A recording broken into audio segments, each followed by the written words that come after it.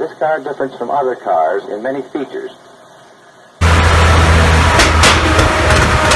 $1.85 million. Hi everyone, this is Preston Tucker Speed Shop back with another exciting video on Tucker cars and Tucker components. We have a pretty interesting find to share with you today. I'm here with Mark Lieberman from Nostalgic Motoring. I am Sean Tucker, I'm Preston Tucker's great-grandson, and we've got some pretty exciting things to share with you today. So what we've recently acquired are two original Tucker engines, and if you watched our last video, you know how hard these are to come by. There's under 100 of these originally, and each one of them tells kind of its own story. So we've tracked the history of both of these motors back to the Tucker Corporation, but this one in particular, which is a little bit crustier than the other one, actually we believe was installed originally in one of the Tucker cars, and that car is Tucker number 31.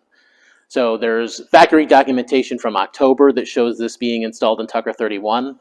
That shows up again in December as being installed in Tucker number 31. And the other place you might find this is the auction records in 1950 where they sold the cars and the engine. This one does not specifically show up, and there's a reason for that. This Tucker number 31 and Tucker number 29 were the two cars that Preston kept. They were the family cars, so these numbers specifically do not show up. So pretty important motor in being that not only was it installed originally in a Tucker car, but it was installed in Vera Tucker's car. So pretty cool find. After the Tucker auction in 1950, 40 years later, we do have record of this engine again, showing up in 1990 with a gentleman named Emmett Ryan, who also owned Tucker number 2. And we actually have pictures of the engine in his possession at that time, along with this other engine.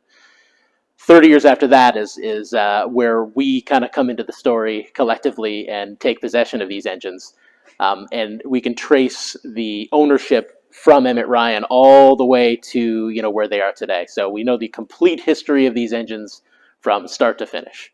So we're going to look at a couple of the interesting parts of this engine, one of which is a number of the components actually have casting dates on them. So both of the cylinder heads, the first one here is March 24th, 1948. These were made by Alcoa.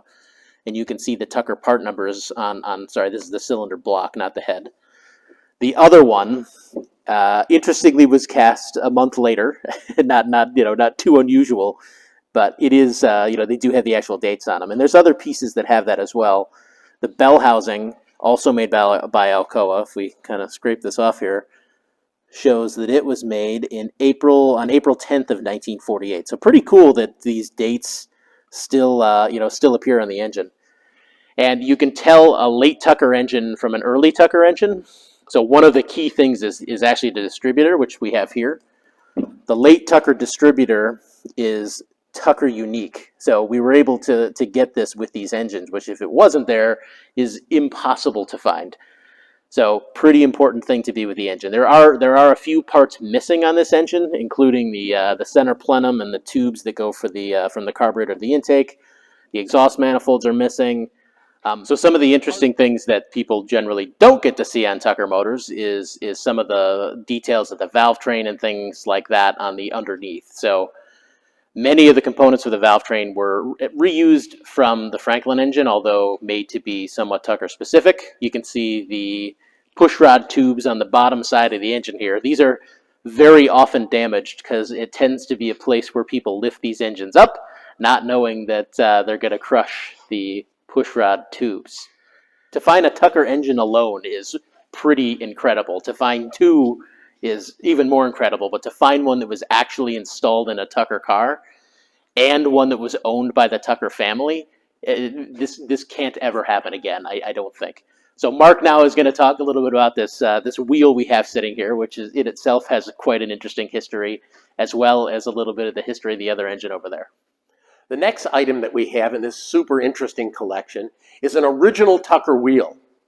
This was really cool to have, to be able to come up with this particular piece. It's an early wheel. You can tell this by the circles cut in the front of it.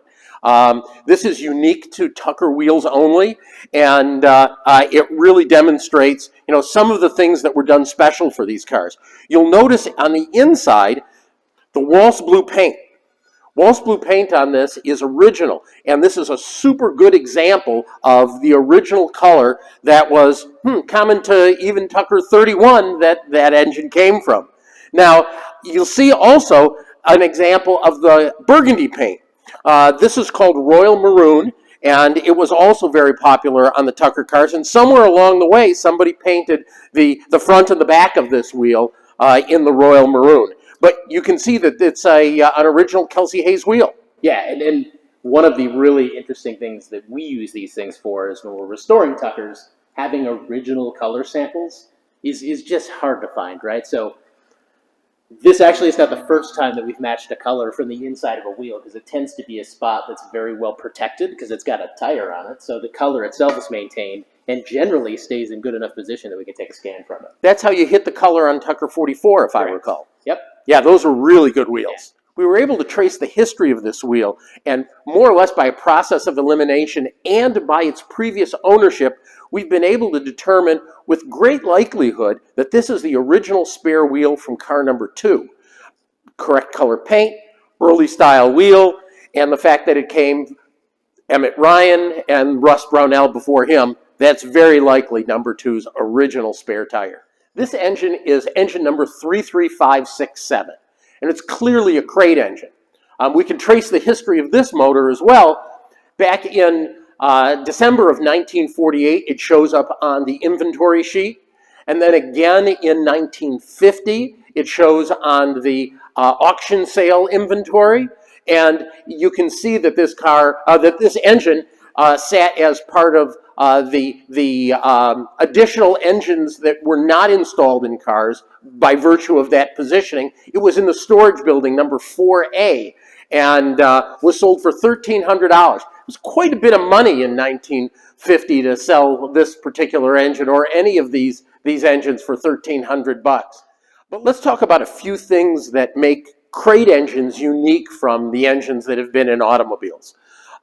In this particular instance, starting at the top of the motor, you'll see a petcock here at the top of the water pump. This is removed, and there is a bypass tube that is connected. This clearly identifies this engine as a crate motor. One of the things that is not featured on a factory crate motor happens to be this piece of wood that's sitting on top of the intake plenum. But the interesting thing, and the reason why we left that up there for this video, is that that ties it to a photograph we have in 1990 that shows this engine as well, and it had that same piece of wood on it. So it was one of those identifying features that helps us clearly state the provenance and the progression of where this engine has been. Another thing that's really cool about these is it still has the original hose clamps. These often perish and end up being discarded, and they are a very unique and hard to find hose clamp. One of the other unique things about this particular crate engine, which I've not seen on any of the other crate engines, was a further modification to the oil pan. If you look down here, you will see that there is a wedge cut that is taken out of the front of this pan and neatly welded in order to create a different type of contour to the bottom of this pan. We've not seen this on any of the other oil pans, and why it was done to this particular motor, we've still got more research to do, and we may never really find out, but you know, another unique anomaly to this particular engine.